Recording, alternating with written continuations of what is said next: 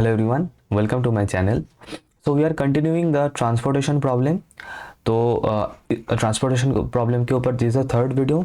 First जो video था उसमें वी हैव सीन कि what is a transportation problem. जो टेबल रहता है क्वेश्चन में गिवन, उस टेबल में कौन सा मतलब किसका क्या मतलब है, कॉस्ट कौन सा है, फिर अवेलेबिलिटी मतलब क्या है, डिमांड्स कौन कौन सा है, एलोकेशन कैसे होता है, क्या होता है, and everything we have scene.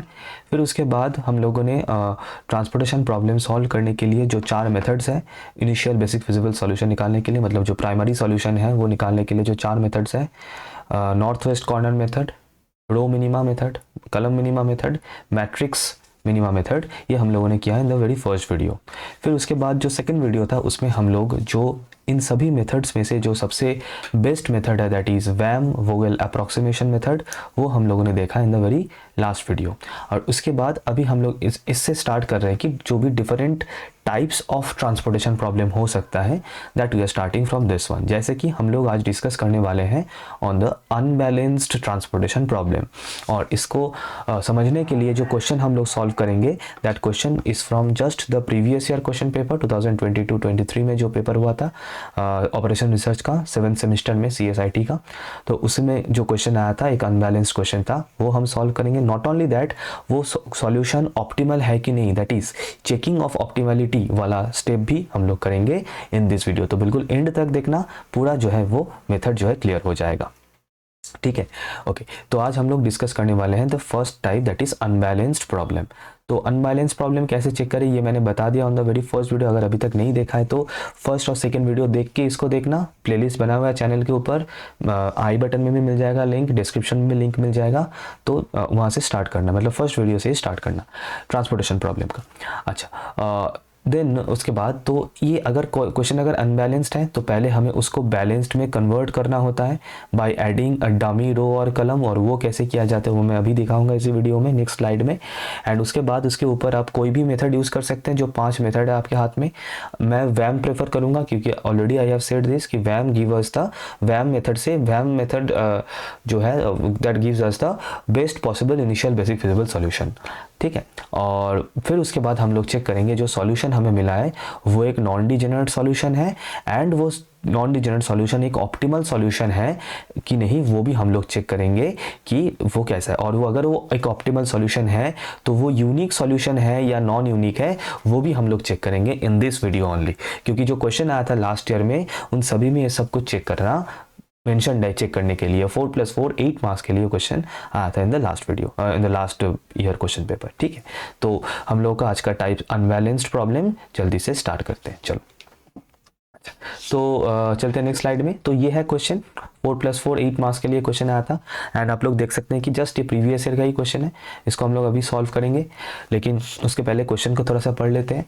तो identical products are produced in 3 factories and sent to 4 warehouses। मतलब कि ये जो O1 O2 O3 है ये है origins factories है जहाँ पे कुछ प्रोडक्ट प्रोड्यूस हो रहा है, और ये जो W1 W2 W3 and W4 है these are warehouses जहाँ पे हमें वो प्रोडक्ट्स डिलीवर करना है। अच्छा, तो अब cost of transformation and capacities given है इस मैट्रिक्स में। जैसे कि ये 3 जो है दीज आर द कॉस्ट, ये मैंने ऑलरेडी बहुत बार डिस्कस किया इन द प्रीवियस वीडियोस, तो इसलिए मैं बार बार बोल रहा हूँ कि इसी ऑर्डर में चीज़ों को देखना ताकि समझ में आएगा आसानी से। तो 3 क्या है, 3 is the cost of delivering 1 unit from O1 to W1। O1 से W1 में डिलीवर करने के लिए जो ट्रांसपोर्टेशन कॉस्ट है पर यूनिट वो है 3 रुपीज़ और 3 पैसा वट एवर। देन उसके बाद सपोज कि ये 2 क्या है, O2 से W2 पे डिलीवर करने के लिए कॉस्ट, ये 2 क्या है, this is the cost of delivering unit from O3 to W4। कुछ इस तरीके से ये ट्रांसपोर्टेशन कॉस्ट्स गिवन है। और ये साइड में ये क्या गिवन है, these are the availabilities, supplies और अवेलेबिलिटीज वट एवर। मतलब कि ये जो O1 जो फैक्ट्री है, जो फर्स्ट जो फैक्ट्री है, इसमें टोटल 30 प्रोडक्ट्स बना है, अवेलेबल है, ट्रांसपोर्ट के लिए बिल्कुल रेडी है। जो सेकेंड फैक्ट्री है O2, यहाँ पे टोटल 50 प्रोडक्ट्स बना है और ट्रांसपोर्ट के लिए रेडी है। Similarly 80 products have been produced in the origin 3 that is factory number 3, और नीचे ये जो नंबर्स है ये है demands, these are called demands या फिर रिक्वायरमेंट्स। मतलब कि जो फर्स्ट वेयर हाउस है वेयर हाउस 1, वहाँ पे डिमांड कितना है 20 यूनिट्स ऑफ प्रोडक्ट्स का डिमांड है। जो वेयर हाउस 4 है, फोर्थ वेयर हाउस जो है वहाँ पे 40 यूनिट्स ऑफ प्रोडक्ट्स का डिमांड है, कुछ इस तरीके से। तो यहाँ पे ये सब चीज़ों का मीनिंग क्या है वो मैंने आपको बता दिया है, ठीक है। अब क्वेश्चन क्या है, find an optimal schedule of delivery for minimisation of cost of transformation. तो obviously as a owner of the factory और owner of that product company, मैं तो चाहूँगा ये जो डिलीवरी हो वो मिनिमम कॉस्ट में डिलीवरी हो जाए ताकि मेरा पैसा बचे ऑब्वियसली। तो हमें कुछ इस तरीके से शेड्यूल करना है, मतलब जो O1 है दैट इज जो फर्स्ट फैक्ट्री है वहाँ से थर्ड वेयर हाउस में कितना प्रोडक्ट भेजना है, फोर्थ वेयर हाउस में कितना प्रोडक्ट भेजना है, ये सब ये एक शेड्यूल मुझे बनाना है। Obviously we have been discussing this scheduling thing this from the last videos, तो वैम ऑलरेडी हम लोग डिस्कस कर चुके हैं, इसमें भी हम लोग सॉल्व करेंगे। एंड उसके साथ साथ जो मिनिमम पॉसिबल कॉस्ट मतलब ट्रांसपोर्टेशन कॉस्ट मिनिमम हो वो भी हमें ध्यान रखना है। ये हो गया। सेकेंड एक और चीज़ देखना है, जो सॉल्यूशन हमें मिल रहा है क्या वो एक यूनिक सॉल्यूशन है या फिर ऑल्टरनेटिव सॉल्यूशन अवेलेबल है कि नहीं, वो भी हमें देखना है। तो स्टार्ट करते हैं इसका सॉल्यूशन, तो चलते हैं नेक्स्ट स्लाइड में। ओके, तो पहले तो we have to calculate the initial basic feasible solution, then उसके बाद हम लोग चेक करेंगे वो सॉल्यूशन ऑप्टिमल है कि नहीं है अकॉर्डिंग टू द क्वेश्चन। लेकिन अगर आप लोग क्वेश्चन देखेंगे कि क्वेश्चन में कोई मेथड मेंशन नहीं है, और मैं ये पहले भी बता चुका हूँ कि IBFS दैट इज जो इनिशियल बेसिक फिजिबल सॉल्यूशन है, दैट इज जो प्राइमरी सॉल्यूशन है, वो निकालने के लिए अगर कोई क्वेश्चन में मेथड मेंशन नहीं है तो आप लोग वैम यूज करना, you will use the VAM method, Vogel's approximation method. और ये कैसे मेथड, ये मतलब प्रोसीड्यूर क्या है, मेथड क्या है, ये already I have discussed in my last video, detail में बहुत बढ़िया तरीके से उसमें बताया है, ठीक है, तो जरूर देख लेना। अच्छा, फिर इसके बाद वैम यूज करके जो आपको प्राइमरी सॉल्यूशन मिलेगा फिर उसका हमें ऑप्टिमलिटी चेक करना है। लेकिन अच्छा, अब मैं चल रहा हूं इस सॉल्यूशन के ऊपर, ठीक है। जो फर्स्ट जो स्टेप करना है, जो स्टेप नंबर 1, जो फर्स्ट हमें वेरीफाई करना है कि क्वेश्चन जो गिवन है क्या वो एक बैलेंस प्रॉब्लम है या नहीं, ये हम लोग का पहला हमें जो काम है वो करना है। तो जैसे कि हम लोग यहाँ पे देख सकते हैं कि कैसे चेक करना है वो बैलेंस्ड है कि नहीं, हमें टोटल ये अवेलेबिलिटी, मतलब तीनों फैक्ट्री में कितना टोटल प्रोडक्ट अवेलेबल है वो हमें ऐड करके देख लेना है कितना हो रहा है, 30 + 50 + 80, तो ये कितना हो रहा है सर, ये हो रहा है 160 यूनिट्स, 160, ठीक है। और फिर उसके बाद टोटल डिमांड क्या है ये भी हमें ऐड करके देख लेना है, तो we have to add these as well, that is summation BI, और ये कितना हो रहा है 20 + 60 + 50 + 40, तो देखना है कितना हो रहा है, तो ये तो हो गया 100, 120, तो 175। तो ऑब्वियसली दोनों इक्वल नहीं है, हम लोग देख सकते हैं, और अगर ये दोनों इक्वल नहीं है तो हमें पता है कि ये एक अनबैलेंस्ड ट्रांसपोर्टेशन प्रॉब्लम है। तो यहीं से पता चल रहा है ये एक अनबैलेंस्ड ट्रांसपोर्टेशन प्रॉब्लम है, क्योंकि this things are not equal. ज़्यादा कौन सा है सर, डिमांड ज़्यादा है, तो हमें थोड़ा सा सप्लाई और बढ़ाना पड़ेगा, we have to increase the supply ताकि ये दोनों इक्वल हो जाए, ठीक है। ओके, तो हमें अब इस अनबैलेंस प्रॉब्लम को तो हमें यहाँ पे हम लिखेंगे कि therefore the given problem is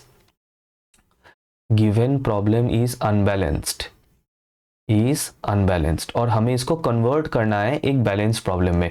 और वो कैसे करना है, देखो मैं एक मिनट, मैं इसको थोड़ा सा क्लीन मैं करता हूँ इसका, एक मिनट।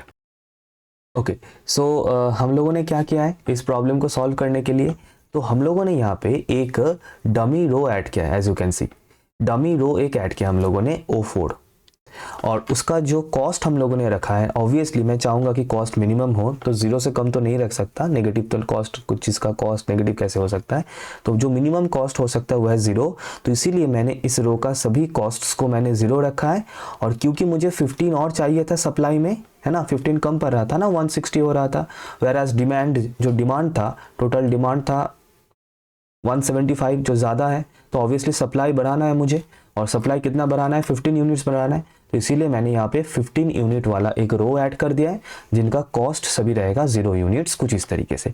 अब ये बन चुका है एक बैलेंस प्रॉब्लम, आप लोग ऐड कर लो, है ना, इनको ऐड कर लो, अब ये 175 बन जाएगा, और ये 175 पहले से था, तो now this has become a balance problem. So now we can solve this by using the usual VAM Vogel's approximation method. ठीक है, तो और यहाँ पे आप लोग ऐसे लिख देना, यहाँ पे मैं लिख दे रहा हूँ कि we add one dummy row with 0 as cost and supply of 15 units. That's it. अब ठीक है, अब ये रेडी है, बन चुका है ये बैलेंस प्रॉब्लम। अब मैं इसको सॉल्व करना स्टार्ट करूंगा वैम से। अच्छा, तो अब क्या था, वैम का काम क्या था, पहले तो हमें स्टार्ट करना है फर्स्ट रो से और देखना है कि फर्स्ट रो में जो मिनिमम 2 एलिमेंट्स है वो कौन कौन सा, मिनिमम जो कॉस्ट है वो कौन सा है। तो हम देख सकते हैं कि 3 and 4 आर 2 मिनिमम नंबर्स, तो इनका जो डिफरेंस है दैट इज 4 - 3, उसको हम लोग लिख देंगे यहाँ पे ब्रैकेट में कुछ इस तरीके से। सेम काम सभी रोज में करना है एंड सभी कॉलम्स में करना है। तो सेकेंड रो में जो मिनिमम है 2 and 5, ये 5 भी हो सकता है, ये 5 भी हो सकता है, 5 भी होता है, तो 5 - 2 होगा सर 3, जिसको हम लोग ऐसे ब्रैकेट में लिख देंगे। सेकेंड थर्ड रो में 2 है और 3 है, 2 मिनिमम कॉस्ट, तो इनका डिफरेंस है 1, जिसको हम लोग ब्रैकेट में लिखेंगे। और लास्ट रो में सभी है 0 और उनका डिफरेंस भी 0 होगा, कुछ इस तरीके से। अब फर्स्ट कॉलम को देखते हैं, तो यहाँ का जो डिफरेंस होगा, दो मिनिमम जो कॉस्ट है, एक तो है 0 और दूसरा है 3, तो 3 - 0 होगा 3, यहाँ पे हम लोग देख देंगे 3, और यहाँ पे होगा 2 - 0, यहाँ पे होगा 6 - 0 एंड यहाँ पे होगा 2 - 0। ये हम लोगों का फर्स्ट जो स्टेप है ये हो चुका है खत्म। नेक्स्ट अब हमें देखना है कि ब्रैकेट में, फर्स्ट ब्रैकेट में हम लोगों ने जितना भी नंबर्स लिखा है ऐसे सब्ट्रैक्ट करके, इनमें से हाईएस्ट सबसे लार्जेस्ट नंबर कौन सा है फर्स्ट ब्रैकेट में। तो अगर हम लोग देखें तो ये 6 जो है, this is the largest among all this numbers written in the first bracket. तो हम लोग स्टार्ट करेंगे W3 से, थर्ड कॉलम पे हम लोग का फर्स्ट एलोकेशन पुट करेंगे। अच्छा, अब हम देखें अगर यहाँ पे ये थर्ड कॉलम जो है, इसमें मिनिमम कॉस्ट कौन सा है सर, तो मिनिमम कॉस्ट है ये 0 वाला, तो ये 0 वाला जो सेल होगा, इस सेल में हम लोग का फर्स्ट एलोकेशन पुट करेंगे। अच्छा, अब ये जो सेल है, ये सेल किन दो रो और कॉलम के इंटरसेक्शन में सिचुएटेड है, ये है O4 एंड W3 के इंटरसेक्शन में। तो अब O4 में सर सप्लाई है 15 यूनिट्स, वेयर एज W3 में डिमांड है 55 यूनिट्स। तो 15 और 55 में मिनिमम क्या है सर, मिनिमम है 15, क्योंकि मैं सबसे ज़्यादा 15 यूनिट्स ही सप्लाई कर सकता हूँ O4 से W3 के लिए। तो जैसे ही मैंने यहाँ पे 15 यूनिट सप्लाई कर दिया तो ये फुलफिल हो गया इसका, तो ये कैरी फॉरवर्ड नहीं होगा। 15 यूनिट्स इसका जो अवेलेबल प्रोडक्ट था ये दे चुका है, अब कुछ नहीं बचा इसमें। और इस 55 यूनिट से 15 यूनिट्स मिल चुका है, तो 55 - 15 दैट इज बचा कितना, 40 यूनिट्स। 40 यूनिट्स बचेगा फॉर द नेक्स्ट स्टेप। और ये 50 यहाँ पे 15 देने से इस रो का पूरा अवेलेबिलिटी खत्म हो चुका है, तो इस रो को ऐसे पेंसिल से कट कर देना है कुछ इस तरीके से। डन है, तो चलते हैं नेक्स्ट स्टेप में। फिर नेक्स्ट स्टेप में हमें वही सेम काम करना है, we have to do the same thing once again. ठीक है, यहाँ पे थोड़ा सा ये दाग बाहर चला गया, इसको मैं हटा दूं, बहुत प्यारा। ओके, अच्छा, नेक्स्ट वही सेम काम, सेम चीज़, प्रोसीड्योर सेम हमें कंटिन्यू करना है। नेक्स्ट हम देखेंगे, पहले तो ये जो अवेलेबिलिटी या फिर डिमांड्स है, पहले तो इसको नीचे नीचे लिख दो, 20, 60, 40, और ये भी साइड में सेम 30, 50, 80 हो गया, डन। अच्छा, अब फिर से वही सेम काम, तो देखो एक चीज़ यहाँ पे मतलब काम वही करना है कि फर्स्ट रो को फिर से देखना है, मिनिमम कौन दोनों है सर, 3 है और 4 है मिनिमम, इनका डिफरेंस है 1, तो ब्रैकेट में 1 लिखना, वही सेम चीज़ रिपीट करना है। सेकेंड रो को देखना है, सो 2 and 5, तो सेम वही 3 होगा और यहाँ पे सेम वही 1 होगा। एक मैं ट्रिक यहाँ पे बता रहा हूँ, अगर कोई रो पूरा कैंसिल हो जा रहा है ना, अगर रो कैंसिल आउट हो रहा है प्रीवियस स्टेप में, तो जो इसका मतलब इन रोज में कोई चेंजेस नहीं आएगा, ये जो कैलकुलेशन है इसमें चेंजेस नहीं आएगा। इसको आप लोग चाहे तो कॉपी पेस्ट कर सकते हैं, बिल्कुल सेम रहेगा, हमेशा वेरीफाई करके भी देख सकते हैं। Otherwise you can do it, वो तो कर ही सकते हैं। टाइम बचाने के लिए ये काम you can do, that is अगर रो कैंसिल हो रहा है तो रोज का जो हिसाब किताब है वो बिल्कुल कॉपी पेस्ट हो जाएगा। कलम्स का हिसाब किताब आपको चेक करना है, जैसे कि इस 20 के ब्रैकेट में क्या लिखना है, 20 के ब्रैकेट में क्या लिखना है, देखो दो मिनिमम क्या है सर, अभी 3 है और 4 है, फर्स्ट कलम में मिनिमम कॉस्ट तो 3 एंड 4 है, तो इनका डिफरेंस क्या है सर 1। फिर सेकंड इसमें है सर 2 एंड 3, ठीक है, मिनिमम दो तो इसका डिफरेंस है 1।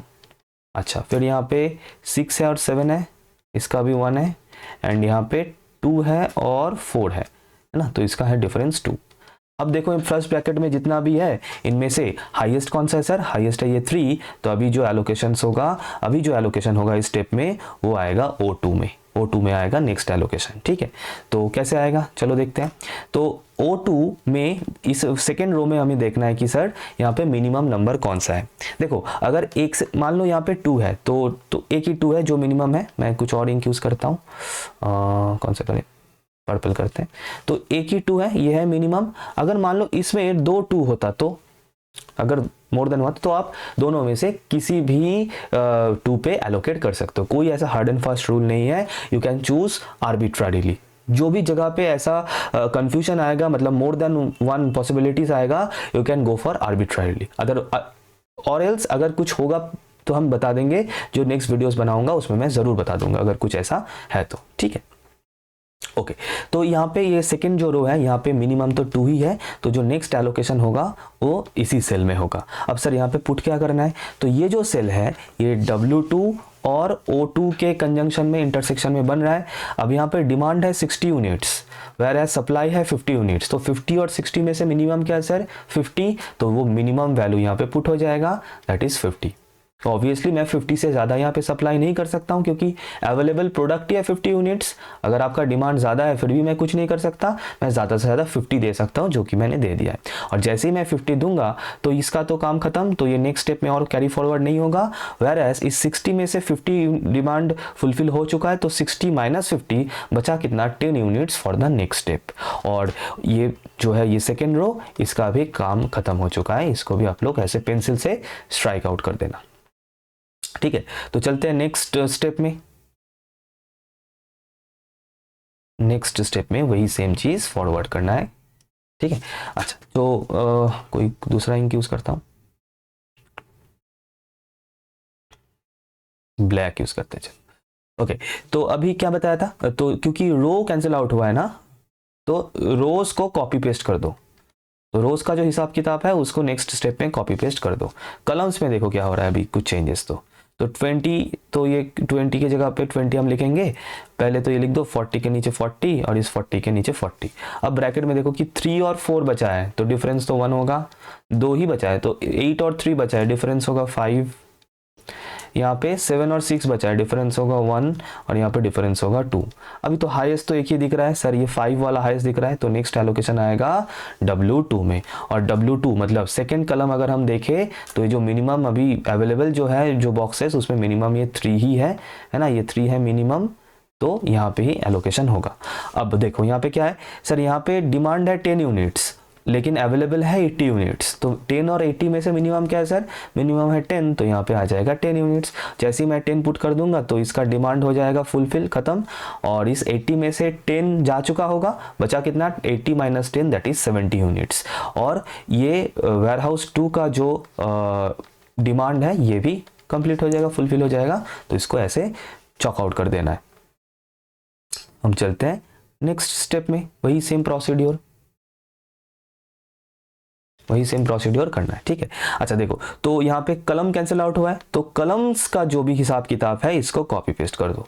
आप चाहे तो चेक करके लिख सकते हैं, कोई दिक्कत नहीं, वही सेम प्रोसीड्योर से, लेकिन मुझे पता है कोई चेंजेस नहीं आएगा, इसलिए मैंने कॉपी पेस्ट कर दिया, ठीक है। अच्छा, और अभी फर्स्ट रो में क्या होगा, मिनिमम अभी भी खाली है 3 और 4, तो डिफरेंस तो 1 ही रहेगा।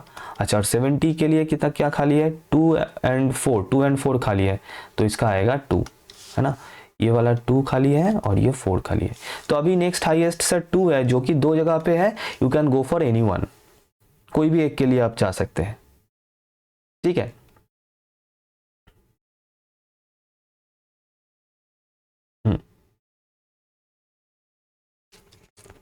एक सेकेंड, क्योंकि अगर मैं इस 2 के लिए जाऊं, ठीक है, तो मेरा बन रहा है 4th कलम, और उसमें मेरा स्मॉलेस्ट एलिमेंट ये 2 बन रहा है, और अगर मैं इस 70 वाले 2 के लिए अगर मैं जाता तो मेरा बन रहा था ये थर्ड रो, तो उसमें भी ये मिनिमम एलिमेंट 2 ही बन रहा था। तो मैं किसी भी के लिए जाऊं मुझे वही एलिमेंट मिलेगा, कोई दिक्कत नहीं। तो you can go for any one. तो मैं 70 के लिए जाता हूँ। हाँ, तो 70 के लिए अगर मैं जाऊंगा तो सिनेरियो क्या है, देखो यहाँ पे डिमांड है सर 40 यूनिट्स, लेकिन सप्लाई है 70 यूनिट्स, तो उतना तो 70 यूनिट्स मुझे नहीं चाहिए, 40 यूनिट से काम हो जाएगा। तो मिनिमम है 40 यूनिट्स, इसको पुट कर दो। जैसे ही पुट करूंगा तो इसका काम खत्म, और इस 70 से 40 जा चुका है, तो अभी बचा है 30 यूनिट्स। तो चलते हैं नेक्स्ट स्टेप में, चलते हैं नेक्स्ट स्टेप में, ठीक है। अच्छा, अब जैसे यहाँ पे 40 यूनिट्स मैं दे चुका हूँ, तो ये इस वेयर हाउस 4 का जो डिमांड है ये फुलफिल हो चुका है, फुलफिल हो चुका है आराम से। अच्छा, तो अभी वही सेम काम करना है। तो क्योंकि मैंने कलम को कैंसिल आउट किया है तो कलम वाला कॉपी पेस्ट होगा, ये मुझे पता है, आप लोग चाहे तो करके देख सकते हैं। और यहाँ पे 30 आएगा। अब देखते हैं यहाँ पे ब्रैकेट में कितना होगा सर, ये 3 और 7 बचा है, तो डिफरेंस है तो 4, बहुत प्यारा। और यहाँ पे बचा है सर 4 एंड 6, तो 4 एंड 6 का डिफरेंस है 2, 4 एंड 6 का डिफरेंस है 2। तो अभी हाईएस्ट तो ये 30 है, तो ये फर्स्ट रो में अभी जाएगा एलोकेशन। और यहाँ पे लोएस्ट नंबर है ये 3 और 7 बचा है ना सिर्फ, तो इनमें से तो मिनिमम तो 3 ही है, तो 3 पे चला जाएगा। और कितना जाएगा, अच्छा 3 पे डिमांड है 20 यूनिट्स फिलहाल, एंड अवेलेबल है 30 यूनिट्स, तो 20 और 30 में से मिनिमम तो 20 ही है, तो 20 जाएगा। और जैसे ही 20 जाएगा इसका काम हो चुका है ख़त्म, और ये कलम भी कैंसिल आउट हो जाएगा, इसका जो टोटल डिमांड था ये फुलफिल हो चुका है, ठीक है। और इस 30 में से बच रहा है 10। और अगर आप लोग देखें अभी नेक्स्ट स्टेप के लिए अब उतना करने का ज़रूरत है नहीं, क्योंकि ये 10 पुट करने के लिए अगर मैं फर्स्ट रो को देखूं, if I see the first row, ये 10 पुट करने के लिए फ़िलहाल सिर्फ एक ही जगह खाली है, और वो है ये 7 कॉस्ट वाला सेल। तो यहाँ पे सिंपली ये 10 यूनिट्स पुट हो जाएगा, ठीक है। जैसे 10 यूनिट्स पुट होगा, ये 40 में से 10 जा चुका होगा, तो अब बचेगा 30। और ये जो 30 यूनिट्स है ये भी पुट करने के लिए फ़िलहाल एक ही जगह खाली है, जो कि ये वाला, तो यहाँ पे हमें 30 पुट कर देना है, सिंपल। तो ये प्रोसीड्योर खत्म हो चुका है यहाँ पे, दिस इज डन, ठीक है। टाइम लगता है बहुत, अगर प्रैक्टिस कर लोगे, मैं अभी बहुत डिटेल में बता रहा हूँ ना, अगर मैं इसको सॉल्व करूँगा हार्डली 5 to 7 मिनट्स, ज़्यादा से ज़्यादा 10 मिनट्स लगेगा। हाँ, लेकिन ध्यान से करना, कोई गलती मत करना, तो वरना किसी भी स्टेप में प्रॉब्लम हो जाएगा, ठीक है। तो ये मेरा बिल्कुल फुलफिल हो चुका है, ख़त्म हो चुका है चीज़ें, ठीक है। तो अब अगर मैं एक बार वेरीफाई कर लूँ, ठीक है, मैं एक बार इसको मैं बना लेता हूँ नेक्स्ट पेज में फ्रेश करके, ठीक है। आप लोग भी इसी तरीके से करना। ये आपका प्रोसीड्योर ख़त्म हो चुका है, वैम का प्रोसीड्योर ख़त्म हो चुका है। अभी आपको, अब हम नेक्स्ट काम करेंगे, क्योंकि हमें जो इनिशियल बेसिक फिजिबल सॉल्यूशन है वो तो हमें मिल चुका है। अब हम चेक करेंगे ये ऑप्टिमल है कि नहीं, डिजेनरेट नॉन डिजेनरेट क्या है इसका टाइप, और बाकी चीज़ें हम लोग चेक करेंगे। लेकिन उसके पहले ये करने के बाद इस टेबल को ना एक बार फ्रेश करके लिख लेना, और वो कैसे वो मैं दिखा रहा हूँ नेक्स्ट टेबल में। सिर्फ आपको क्या लिखना है ना, ये टेबल, ये जो सप्लाई और डिमांड है वो अब नहीं चाहिए, वो उसका काम हो चुका है, उसको नहीं लिखना है। सिर्फ इस टेबल को लिखना, यहाँ पे जो ये कॉस्ट्स गिवन है इस कॉस्ट को लिखना, और उसके साथ साथ ये जो एलोकेशन अभी आप लोगों ने बनाया ना उसको लिखना। तो यहाँ पे 20 था एलोकेशन, तो मैं सिर्फ और सिर्फ ये एलोकेशन उठा रहा हूँ। अच्छा 10 है, यहाँ पे 50 है, यहाँ पे 50 है, ठीक है। फिर 10 30 40 10। अच्छा एक और रो था जो मैं ऐड करना भूल गया, एक 0 वाला जो रो है, 10 30 40 है, और नीचे है 15, ठीक है। मैं एक काम करता हूँ, मैं इसको ऐड कर लेता हूँ, ठीक है। तो मैंने ये इसको फ्रेश करके लिख लिया है इसमें, तो सिर्फ मैंने एलोकेशंस लिया और कॉस्ट और कुछ नहीं, ठीक है। अच्छा वैसे आप चाहते तो यहाँ पे ये भी वेरीफाई कर सकते हो, जैसे कि ये यहाँ पे फर्स्ट रो में टोटल अवेलेबिलिटी है 30, जो कि फुलफिल है कि नहीं, कि sir 20 + 10 yes 30 it is fulfilled. अच्छा फिर सेकेंड रो में 50 मुझे चाहिए टोटल ऐड करके, और एक ही एलोकेशन है 50 वाला, तो ये भी फुलफिल्ड है। अच्छा थर्ड रो में अवेलेबिलिटी है 80, जो कि वेरीफाई है कि नहीं, एक बार देख लेते हैं। दैट इज 10, देखना 10 + 30 + 40 ऐड करोगे तो 80 आएगा, हाँ तो ये फुलफिल्ड है। अच्छा 15 एक ही सेल में एलोकेटेड है 15, तो ये भी फुलफिल्ड है। अच्छा कलम वाइज भी देख लेना, यहाँ पे डिमांड टोटल मुझे चाहिए 20 यूनिट्स, जो कि हाँ फुलफिल्ड है 20 यूनिट्स। यहाँ पे टोटल डिमांड मुझे चाहिए 60 यूनिट्स, देख सकते हो 50 + 10 60 यूनिट्स, ये भी फुलफिल्ड है। अच्छा, यहाँ पे टोटल 55 यूनिट्स का डिमांड चाहिए सर, 10 + 30 जो कि हो गया 40 + 15 55 फुलफिल्ड है, और 40 ये भी फुलफिल्ड है। तो जो रिडीम रिक्वायरमेंट्स है कि therefore the redeem requirements are fulfilled, मतलब कि वो डिमांड और सप्लाई वाला जो टोटल हिसाब किताब है वो बिल्कुल फुलफिल हो चुका है, ठीक है। अच्छा, अब हम क्या देख रहे हैं, अब इसके बाद हम लोग देख रहे हैं ये जो सॉल्यूशन हमें मिला है, ठीक है, ये सॉल्यूशन ऑप्टिमल सॉल्यूशन है कि नहीं, is this a optimal solution और नॉट। बिफोर दैट एक बार वेरीफाई कर लो कि ये सॉल्यूशन डीजेनरेट है कि नॉन डीजेनरेट है, और वो कैसे, टोटल नंबर ऑफ एलोकेशंस कितना है, number of allocations equals to, मतलब कितना टोटल सेल्स है जहां पे एलोकेशन है sir, 1 2 3 4 5 6 7, total 7 cells are there, 1 2 3 4 5 6 7, total 7 cells are there. तो इसका मतलब नंबर ऑफ एलोकेशंस आर 7। अब क्या ये इक्वल है m + n-1 के साथ, m क्या है सर, नंबर ऑफ रोज, कितना रोज है सर, 1 2 3 4, माइनस कलम कितना है सर, 4 4, -1 सॉरी प्लस होगा ये, तो 8 - 1 दैट इज 7। हाँ सर, ये दोनों इक्वल है, इसका मतलब therefore the solution is non degenerate. अगर ये एक डीजेनरेट सॉल्यूशन होता तो उसको हमें नॉन डीजेनरेट कैसे करना है पता करने के लिए आपको नेक्स्ट वीडियो देखना होगा, जहां पे मैं डीजेनरेट सॉल्यूशन को सॉल्व करना दिखाऊंगा, ठीक है। ओके, तो अब इसके बाद तो इसका मतलब ये हमें मिल चुका है एक सॉल्यूशन, नॉन डीजेनरेट सॉल्यूशन। अब मैं इसका ऑप्टिमलिटी चेक कर रहा हूं, ठीक है, ऑप्टिमलिटी टेस्टिंग, क्योंकि क्वेश्चन में मेंशन्ड है कि सॉल्यूशन ऑप्टिमल है कि नहीं वो देखना है। अब अच्छे से समझना कि प्रोसीड्योर क्या है, ठीक है। फॉर द एलोकेटेड सेल्स मतलब वो सेल्स जहां पे एलोकेशंस प्रेजेंट है, जैसे कि ये वाला या फिर ये वाला, ऐसा सेल्स जहां पे एलोकेशंस है। तो टोटल 7 सेल्स है ऐसे एलोकेटेड सेल्स। तो एलोकेटेड सेल्स के लिए फॉर्मूला क्या है, फॉर्मूला है CIJ = UI + VJ। अभी UI VJ ये सब क्या है, अब देखो UI है, ये कुछ क्वांटिटीज है जो हमें निकालना है, U1 U2 U3 U4, बिल्कुल ऐसे लिख लेना है। और ये कैसे कैलकुलेट होगा वो भी बता रहा हूँ, U1 U2 U3 U4 ऐसे लिख लेना है, और कलम में लिख लेना है V1 V2 V3 V4, बिल्कुल इस तरीके से ये मैंने बना लिया। ये ऑप्टिमलिटी चेक के लिए मोडी टेस्ट, मोडी टेस्ट, ठीक है। अच्छा, अब पहले आपको ये UI और VJs मतलब इनमें से, ये U में से और ये V's में से कोई किसी एक का वैल्यू 0 पहले पकड़ना है, पहले ले लेना है कि कोई इनमें से एक 0 है, और वो कौन सा होगा, वो सुनना ध्यान से, जिस कलम या फिर रो में हाईएस्ट नंबर ऑफ एलोकेशंस है, जैसे कि ये थर्ड रो अगर आप लोग देखें तो इस थर्ड रो में नंबर ऑफ एलोकेशंस है टोटल 3, 10 30 एंड 40, या फिर कोई स्टूडेंट अगर ये थर्ड कलम भी देखता तो इसमें भी टोटल नंबर ऑफ एलोकेशंस उसको 3 देखता है ना, 10 30 एंड 15। तो मैं U3 के लिए जा रहा हूं, you can go for V3 as well, दोनों का ही सेम आंसर आएगा, कोई दिक्कत नहीं। तो जहां से ये स्टार्ट करना है मेथड, जहां से प्रोसीजर स्टार्ट करना है ऑप्टिमलिटी चेक करने के लिए, तो जिस रो या फिर जिस कलम में सबसे ज्यादा एलोकेशन है उसका U या फिर V को 0 लेके स्टार्ट करना है, you have to take as 0। मैं इस रो के लिए जा रहा हूँ, थर्ड रो के लिए, you can go for third कलम एज वेल, कोई दिक्कत नहीं, सेम ही आएगा, प्रोसीड्योर बिल्कुल सेम बनेगा, ठीक है। ओके, अब इसके बाद क्या करना है, तो यहां पे मैं लिखूंगा कि since third row has highest allocations और maximum allocations, whatever maximum number of allocation, highest number of allocations, so we take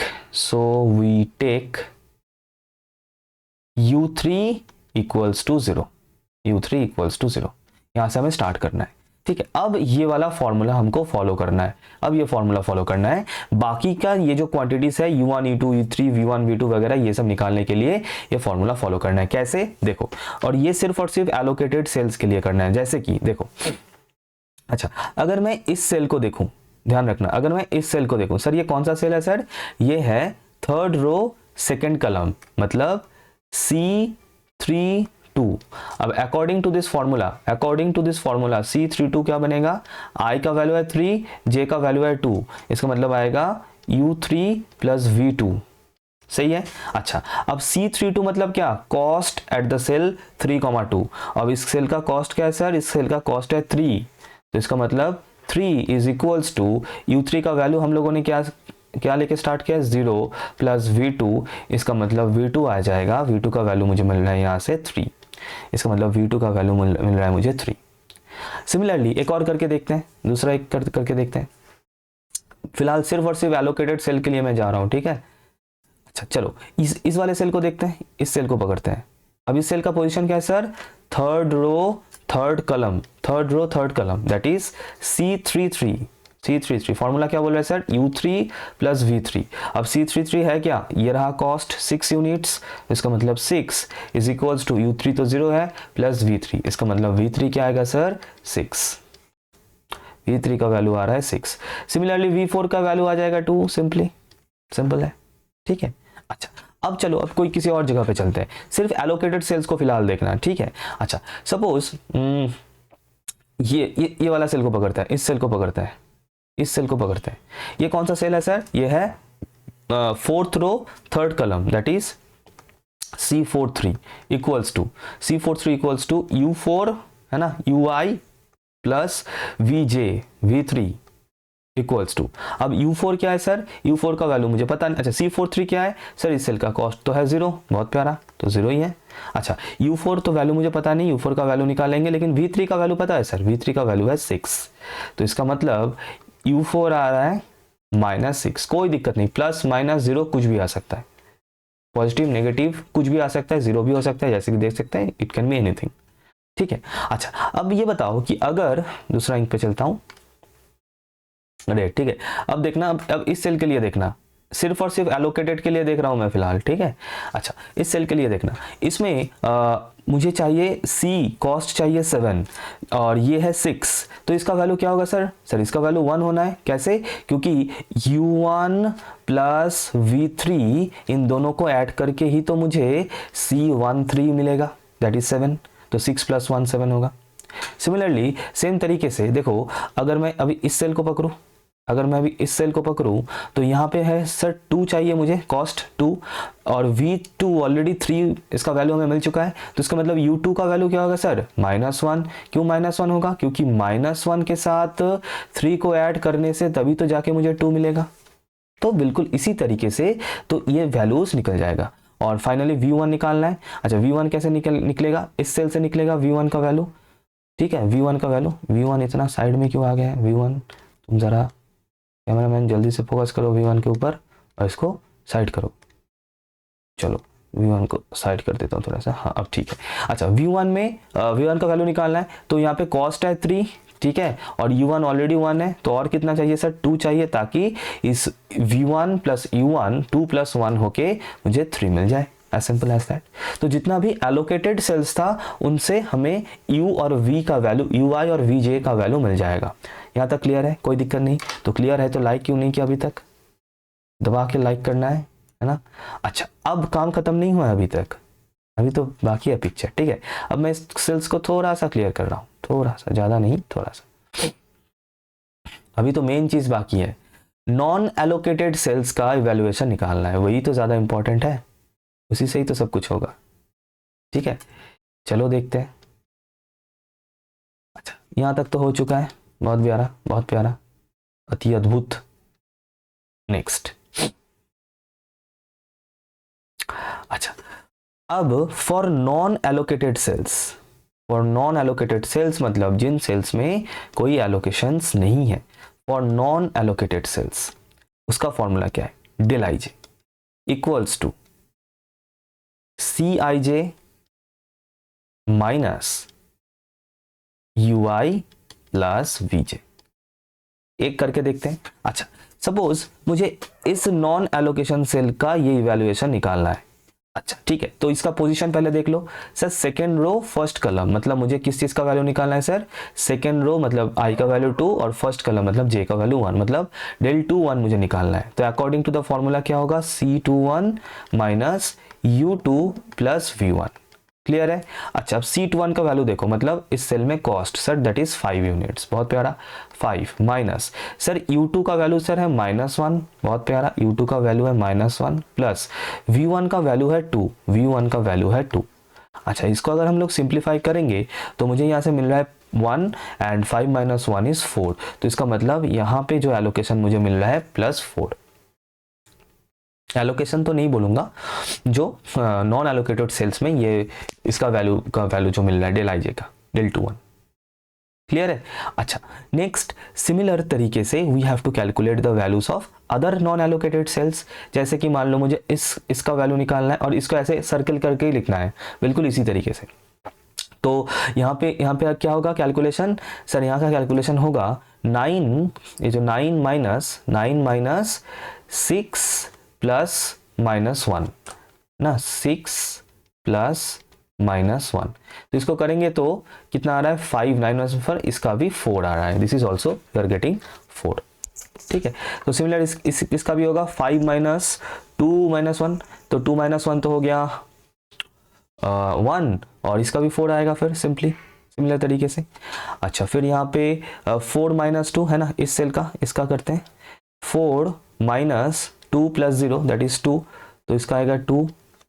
फिर यहाँ पे क्या होगा, इस सेल का देखना, इस सेल का क्या होगा, इस सेल का होगा 0 माइनस है ना Cij, 0 माइनस 2 प्लस -6, 2 प्लस -6, तो कितना आ रहा है 0 माइनस -4 दैट इज +4, तो इसका भी 4 आ रहा है। 4 तो कितना आ गया, कितना 4 आएगा, आ रहा है, तो क्या करें। अच्छा तो इसका आएगा 3 एंड इसका आएगा फिर से 4, चलो कोई दिक्कत नहीं, ज़्यादा 4 आ गया। ठीक है, अब ये हम लोग का काम हो चुका है खत्म। अब डिसाइड करना है क्या, देखो अब जितना भी राउंड वाला जो नंबर है, सर्किल वाला, इसको क्लीन कर दूं, मतलब जो लेफ्ट कॉर्नर, जो सेल्स का लेफ्ट कॉर्नर में जो अभी मैंने लिखा फॉर नॉन एलोकेटेड सेल्स, इनका देखना, इनका वैल्यूज देखना। ठीक है, देखो जितना भी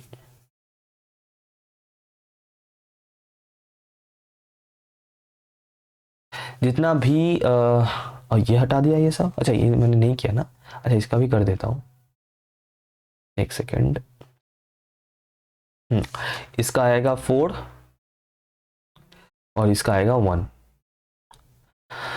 तो जितना भी नॉन एलोकेटेड सेल्स है जिनको अभी मैं मार्क कर रहा हूं सपोज पर्पल से, ठीक है, एक तो हो गया ये वाला बॉक्स, एक हो गया ये वाला बॉक्स, सभी नॉन एलोकेटेड सेल्स जो है, मतलब del ij का वैल्यूज जो है, अगर सभी वैल्यूज प्लस मतलब ग्रेटर देन इक्वल्स टू 0 आ रहा है, तो ग्रेटर देन इक्वल्स टू 0 आ रहा है, तो वो सॉल्यूशन एक ऑप्टिमल सॉल्यूशन कहलाएगा, that will be called as an optimal solution. हम यहाँ पे लिखेंगे, देखो जितना भी सर्किल किया हुआ नंबर है, जितना भी सर्किल किया हुआ नंबर है ना, सभी values greater than equals to 0 है, सभी values greater than equals to 0 है, ये और no.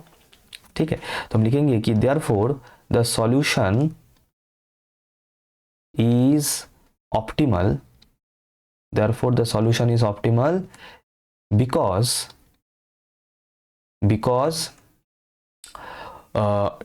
del ij are greater than equals to 0 for all I, j।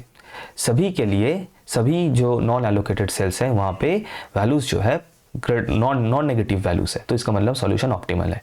अच्छा इसका एक और चीज भी पूछा गया था क्वेश्चन में, है ना, ऑप्टिमल सॉल्यूशन तो हम लोगों ने निकाल लिया, तो जो सॉल्यूशन हमें मिला है वो ऑप्टिमल सॉल्यूशन है।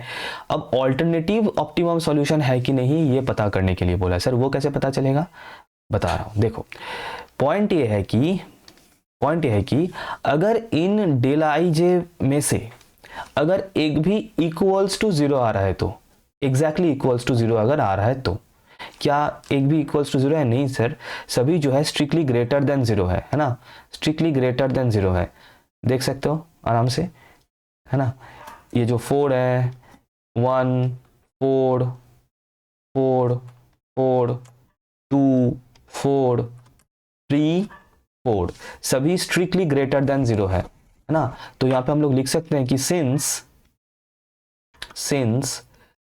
del ij is greater than 0, strictly greater than 0 for all I comma j, therefore no alternative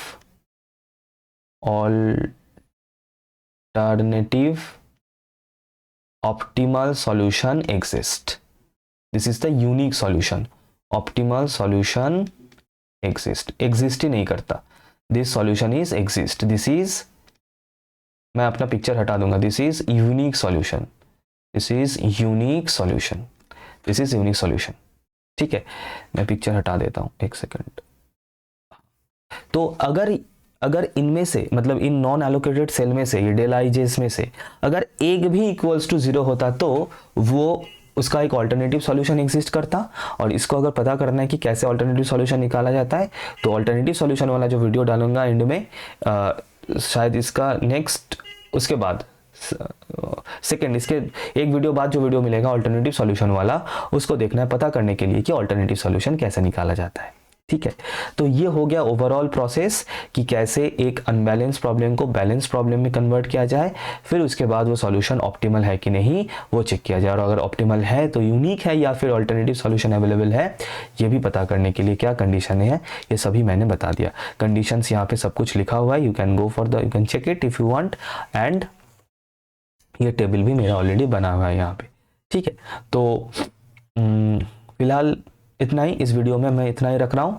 अगर समझ में आ जाए तो थोड़ा सा लाइक कर देना, शेयर कर लेना, सब्सक्राइब कर लेना.